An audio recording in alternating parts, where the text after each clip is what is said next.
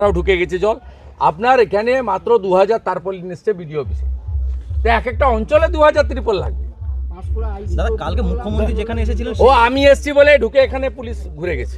আজকে মুখ্যমন্ত্রী গতকাল যেখানে এসেছিলেন সেখানেই বিক্ষোভ হলো, ত্রাণ নিয়ে বিক্ষোভ হলো, অবরোধ পর্যন্ত হয়েছে। স্থানীয় বাসিন্দারা বলছেন তারা পানীয় জল পাচ্ছে না, খাওয়ার রাস্তা না ঘিরে বলবো বিডিও অফিস ঘিরতে, থানা পৌরসভা ঘিরতে। রাস্তা ঘিরবেন না, লোকের কষ্ট হয়, জাতীয় সড়ক কেন ঘিরবেন? ঠিক জায়গায় ঘিরুন। যারা দায়বদ্ধ, যারা বেতন পান, যারা ব্যক্তিগত টাকা দেবে না, আমি এই ভাঙা বাড়িটাতে বলেছি আমার বাড়ির রোজগার আছে, আমি পাঠাবো, ব্যক্তিগত সাহায্য করব। এরা আত্মীয় আমার, মেদিনীপুরের লোক সবাই আমার আত্মীয়। কিন্তু সরকারের যে কাজ, সে কাজ সরকার করছে না। আমি আসার আগে পুলিশ এখানে এসে এইসব জিনিস করছে, কারো কাছ থেকে ঘুষের টাকা নিয়ে এসছে।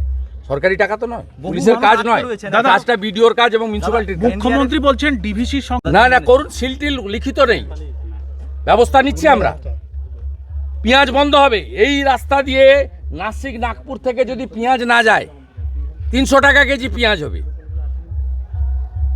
এই রাস্তা দিয়ে আসে নাসিক নাগপুরে ছত্তিশগড় হয়ে আপনার ঝাড়খণ্ডের উপর চিচিড়া দিয়ে এই দিক দিয়ে গোটা, শুধু এইখানে নয়, ভুটান নেপাল পর্যন্ত এইটা হচ্ছে রুট, নর্থ ইস্টার্ন।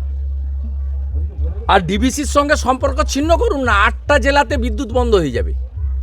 আপনি একটা নতুন পাওয়ার প্ল্যান্ট করতে পারেননি, 1 মেগাওয়াট নতুন বিদ্যুৎ উৎপাদন করতে পারেননি।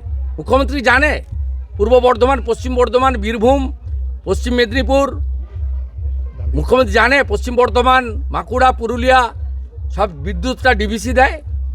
খোঁজ খবর রাখেন, পড়াশোনা করেছেন। বর্ডার সিলের বিরুদ্ধে কি আপনারা লিগ্যাল অ্যাকশন কিছু নেবেন? যে বর্ডার সিল ঝাড়খণ্ডে যে ইললিগ্যাল, আপনারা কি লিগ্যাল? আমাদের কুলটির এমএলএ ওখানে অলরেডি স্টার্ট করেছে অ্যাজিটেশন। চিচিটা থেকে যদি না ছাড়ে আমি গিয়ে ছাড়াবো গাড়ি। না লিগ্যাল, আর আমি কমপ্লেন করছি, আমি কেন্দ্রীয় স্বরাষ্ট্র দপ্তরকে, জাতীয় সড়ক পরিবহন দপ্তরকে, রাজ্যপালের কাছে কমপ্লেন করছি, ব্যবস্থা আমরা নিচ্ছি। স্যার এই বাঁধ বাঁধার ব্যাপারটা কি ভাবছেন? এইভাবে বাঁধলে আবার জল ঢুকবে। আমি তো বলার লোক, আমি বলবো যাতে বাঁধ এখানে ইমিডিয়েট প্রায়োরিটি দিয়ে করে। কারণ আমরা আজকে সকালেই দেখেছি যে দুর্গাপূজার সময়কালে আবার নতুন করে নিম্নচাপের সৃষ্টি হতে পারে। প্রাক পূর্বাভাস আপনারাই দিয়েছেন মিডিয়াগুলো। অতএব না, পুজোর আগে বলেছে, ওই পুজোর সময়কালে। আমি ওইটাই বলছি ভাই, আমি পড়ে এসছি। অতএব এই বাঁধকে যদি স্থায়ী নির্মাণ না করেন, তাহলে নিম্নচাপের সময়, বিশেষ করে ভরা জোয়ারের সময় আবার নতুন করে মানুষের ক্ষতি হওয়ার আশঙ্কা আছে। এইরকম ঘরগুলো বসে গেছে, এগুলো আবার জল হলে একেবারে পড়ে যাবে।